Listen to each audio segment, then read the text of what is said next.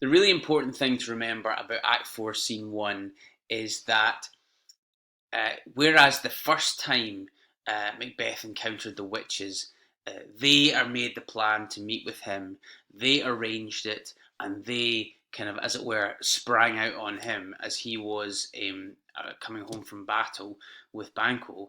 In Act 4, it is Macbeth who has planned this. Macbeth purposes at the end of the banquet scene to return to the witches. So there is a progression there. Whereas in the past, they came to him, now he goes looking for them. Why does he go looking for them? He goes looking for them because he is afraid, as we have noted, of enemies in his kingdom, of losing the throne that he has paid so dearly for, and he is looking for some kind of reassurance from the witches. But it's important to note that this is a progression from what we've seen. Just in the same way as the first time Macbeth murdered, he did so due to the kind of provocation or the manipulation of Lady Macbeth, and the second time he was the one doing the manipulating of the kind of undesirables who ended up killing Banquo. Just in the same way as we see we see the first time it was the witches who were the ones kind of leading this, and now Macbeth is in the driving seat. He is the one who's returning to the witches for some form of reassurance. Now, what is interesting is that when he gets there, he is given some important information, and it's important information that shapes the rest of the play in some ways. So the first thing that he's told by the first apparition is "Beware Macduff," which we've and this kind of is further building on this idea in the second half of the play that Macduff is the one who is going to, that's the kind of final battle that the play is moving towards, the confrontation between Macbeth and Macduff, and that's the first piece of information that he gets. But the second piece of information that he gets is "None of woman born shall harm Macbeth," which seems to, on face value at least, incorporate the entire human race, since we have all, at some point or other, been born. And so this appears to offer Macbeth the reassurance that he is looking for. And the third piece of information is "Macbeth shall never vanquished be until great Birnam wood to high Dunsinane hill shall come against him." So there is a forest in Birnam called Birnam Wood, and Macbeth's castle is Dunsinane, and until that forest comes to the castle, you are going to be safe. Again, this is something that appears to offer kind of cast iron guarantees that Macbeth is going to be fine. But a key concept in this play is the idea of equivocation, and that is to say, a statement which appears to mean one thing, in fact, on closer inspection, means another.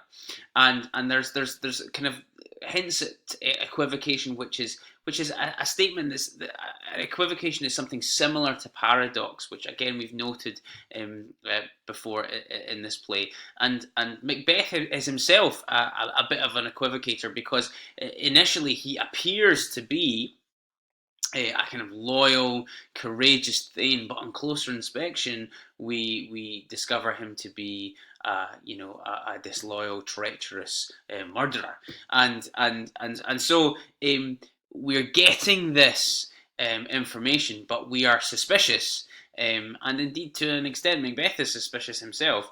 That there might be something else behind it. Remember Banquo's kind of prophetic statement in Act 1, Scene 3, when the witches encountered him for the first time, and he said, oftentimes the instruments of darkness win us with honest trifles to betray us in deepest consequence. They win us to their cause, to their trust, by telling us things that don't really matter, but actually underneath it, they're seeking to betray us and destroy us. And with that in mind, these statements, which appear to offer cast iron guarantees to Macbeth, ultimately we'll see, don't.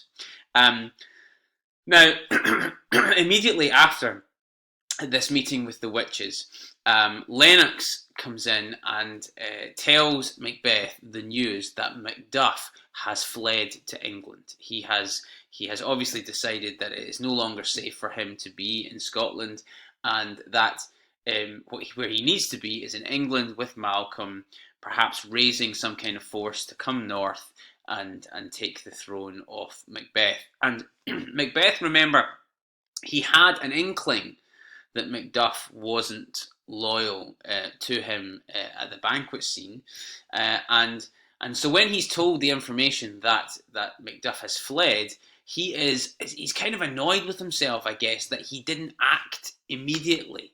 He didn't act upon his suspicion at the time, because then he could have killed Macduff, but now Macduff has escaped, and so he makes this statement. He said, "From this moment, the very firstlings of my heart shall be the firstlings of my hand." In other words, from now on, as soon as I think something, I'm going to do it. As soon as it's in my head, I'm going to make sure it happens, because I don't want the delay is causing me a problem. Now, remember, this is a huge progression from the Macbeth that we saw again in Act 1, Scene 7, where he was struggling and wrestling with the consequences of killing the king, and that he required Lady Macbeth to come in and kind of really manipulate him in a sense into going through with the murder.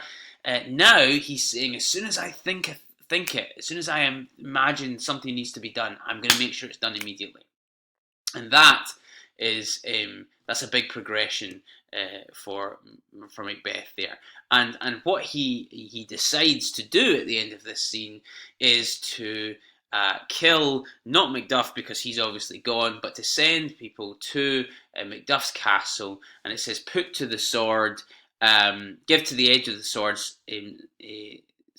his wife, his babes, and all unfortunate souls that trace him in his line." And this again is a further progression. Macbeth initially killed to gain the throne. There was a purpose behind it. Wicked and evil and treacherous though it may have been, there was a purpose. He was going to get the throne by killing Duncan, and then he killed Banquo, which was perhaps unnecessary and certainly wicked, but there was again a purpose behind it. That he was afraid of Banquo. He was afraid of the prophecy that he'd been given, that his children would sit upon the throne. He wanted to get rid of him, so there was a political advantage that was to be gained for him by getting rid of Banquo and Fleance, although he didn't manage to complete the deed with Fleance. But on this occasion, killing Macduff's wife and his children, there is no advantage to be gained for him here. There is no Macduff's children are not an immediate threat to him. There's no prophecy that exists that Macduff's children are going to sit on the throne. This is a kind of reckless malevolence, a reckless evil, a callous disregard for life.